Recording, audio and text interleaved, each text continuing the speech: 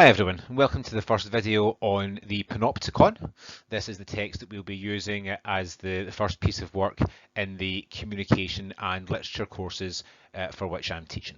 So I am assuming that everybody has already watched the videos on studying literature, and I'm also assuming that everybody has already read the play. So if either of those things aren't true, or neither of them, then you need to go and sort that out first. Okay, you need to have read the text before we start getting into this, otherwise you're not going to be able to take part in the classes that we have, and ultimately you're not going to be able to complete the course. Okay, so I'm assuming before we go any further, everyone's read the play, everyone's watched those videos about studying literature, everybody's got therefore a decent sort of basic understanding of the plot, the sort of central characters, and the main things that are being explored through the course of the play. So a bit of background on it, on the text itself. It's a very, very new play actually. It was first performed last year in Glasgow and Edinburgh. It's based on a novel that was also comparatively recent, and all written by Jenny Fagan, who's a Scottish author. And just it's in here, remember to follow the how to read process. That's in the videos that are the studying literature videos that sort of talk you through the process for reading a new text. So if you make sure you've done that, then the rest of this is going to be useful for you. Now, obviously, you should have read the whole text before you go into doing any of this, but the two obvious areas in which you might want to do a little bit of sort of background reading, and which I'll certainly direct you to do, are to do with the idea of the Panopticon itself and a bit of background reading to the care system in Scotland. So in terms of the Panopticon, the thing you're probably going to want to at least have a look at to try and understand is the idea, what is a Panopticon? Where did it come from? What's the idea behind it? Are there any examples of it in the real world? Are there any examples of the way in which the Panopticon, either physically or sort of conceptually, are used in contemporary culture? Things like that.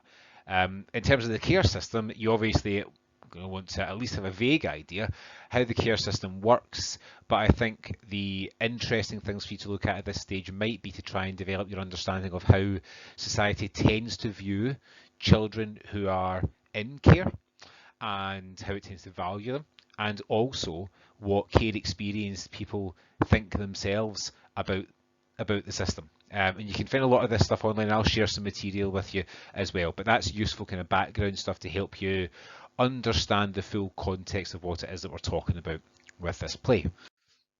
Now, these are the areas in which you should be looking to have sets of notes. Now, again, I'm not going to be handing out sets of notes on this or any other text. I'm not giving you sheets with the answers. The thing we're trying to teach you here is the sort of skills involved in reading a new text and producing everything that you need to produce to then be able to write about it or comment on it or discuss it or whatever.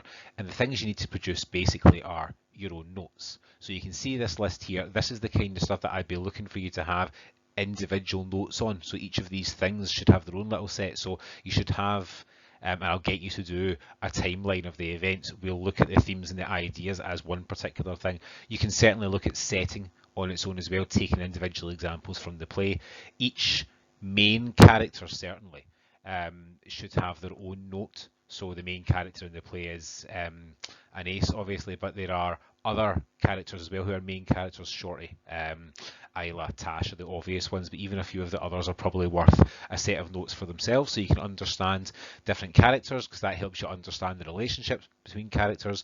It helps you understand the conflicts between characters, and also help you understand bigger conflicts. So yes, you can have conflict between individual characters in a play, but don't forget we can also look at things like conflict between characters and the society in which they live, for example.